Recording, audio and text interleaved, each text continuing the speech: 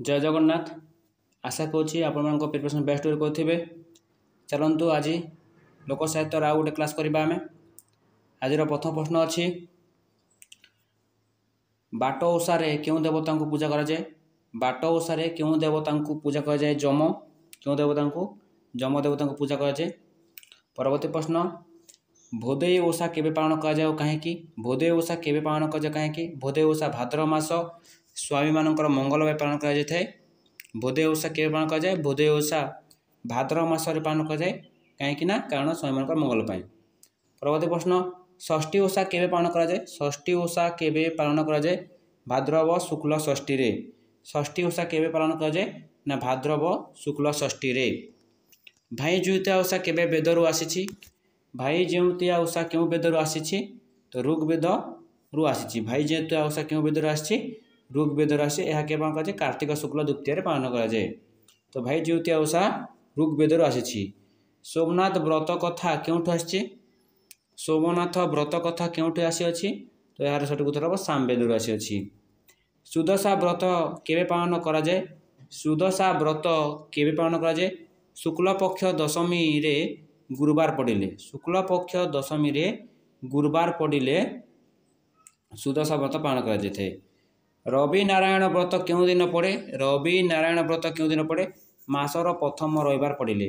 रवि नारायण व्रत क्यों दिन पड़े जे मासर प्रथम रविवार पड़े है मासरे प्रथम रविवार पड़े। परवर्ती प्रश्न सावित्री व्रत केबे और कौन पालन कराए। सावित्री व्रत केबे और कौन पालन कराए। सावित्री व्रत ज्येष्ठ अमावास्या पति मानक दीर्घ जीवन कामना कराए। सावित्री व्रत केबे और कौन पालन कराए। ज्येष्ठ अमावास्या पति मानक दीर्घ जीवन कामना पाए। सांब दशमी क्यों मासरे पड़े। सांब दशमी क्यों मासरे पड़े पौष शुक्ल दशमी रे पड़ी थाए। सांब दशमी क्यों मासरे पड़े पौष शुक्ल दशमी रे। माण ओषा केबे माण ओषा केबे होइथाए। माण ओषा केबे होइथाए मार्गशीर गुरुवार रे होइथाए। माण ओषा केबे होइथाए माण ओषा मार्गशीर गुरुवार रे होइथाए। व्रत को केते भाग रे विभक्त कराइछि। व्रत को केते भाग रे विभक्त कराइछि कोन कोन व्रत को दुई भाग रे विभक्त कराइछि। गोटे होछि घोषित प्रचलित व्रत नारी और कुमारी मानक द्वारा पालित व्रत। तो व्रत को दुई भाग रे विभक्त कराइछि कोन कोन ना घोषित प्रचलित व्रत और नारी और कुमारी मानक द्वारा पालित व्रत। परवर्ती प्रश्न बाली तृतीया व्रत कहीं पालन करथंती। बाली तृतीया व्रत कहीं पालन करथंती उपयुक्त स्वामी पाइबा निमंते। बाली तृतीया व्रत कहीं पालन कराए ना उपयुक्त स्वामी पाइबा निमंते। परवर्ती प्रश्न लोक कहानी वैशिष्ट लेख। लोक कहानी वैशिष्ट कौन ना लोक कहानी वैशिष्ट होछि संक्षिप्तता मौखिकता और मनोरंजन धर्मी है। जो लोक कहानी वैशिष्ट कौन संक्षिप्तता मौखिकता और मनोरंजन धर्मी। परवर्ती प्रश्न विश्व साहित्य प्रथम लोकाणी संग्रह क्या कहती किए। विश्व साहित्यर प्रथम लोकाणी संग्रह किए जैकब ग्रिम और विलियम हेलग्रिम।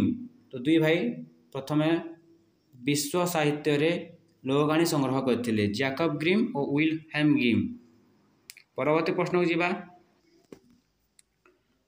उत्कल कहानी रचयिता किए। उत्कल कहानी रचयिता किए गोपाल चंद्र प्रहराज। उत्कल कहानी रचयिता किए गोपाल चंद्र प्रहराज।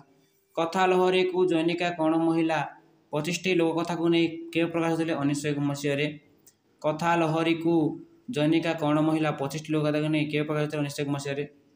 उत्कल कहानी दर्पण रचयिता केबे और किए करथिले। जो उत्कल कहानी दर्पण रचयिता किए प्रकाश करथिले राधाचरण महापात्र 1921 मसीह प्रकाश करथिले। उत्कल कहानी दर्पण रचयिता किए रचना करथिले राधाचरण महापात्र केबे प्रकाश करथिले 1921 मसीह। उत्कल देशर कहानी प्रबंधर रचयिता किए। उत्कल देशर कहानी प्रबंध रचयिता होचंती गोपाल चंद्र प्रहराज किए। उत्कल देशर कहानी होचंती रचयिता किए गोपाल चंद्र प्रहराज। लोक जीवन धारा कहा रचना। लोक जीवन धारा कहा रचना डॉक्टर लक्ष्मण कुमार पंडा। डॉक्टर लक्ष्मण कुमार पंडा लोक जीवन धारा रचना करथिले। ओडिया पल्ली साहित्य कहा रचना। ओडिया पल्ली साहित्य कहा रचना नटवर सामंतरायकर। कहार नटवर सामंतरायकर। परवर्ती प्रश्न कला गौरवर रचयिता किए। कला गौरव रचयिता आदिकंद साहू किए। आदिकंद साहू कला गौरव रचयिता आदिकंद साहू। ଢଗମାଳିକା ତତ୍ତ୍ୱବୋଧିନୀ କାହାର ରଚନା? ଢଗମାଳିକା ତତ୍ତ୍ୱବୋଧିନୀ କାହାର ରଚନା? ଅପର୍ଣ୍ଣା ପଣ୍ଡା। କାହାର? ଅପର୍ଣ୍ଣା ପଣ୍ଡାଙ୍କ ରଚନା।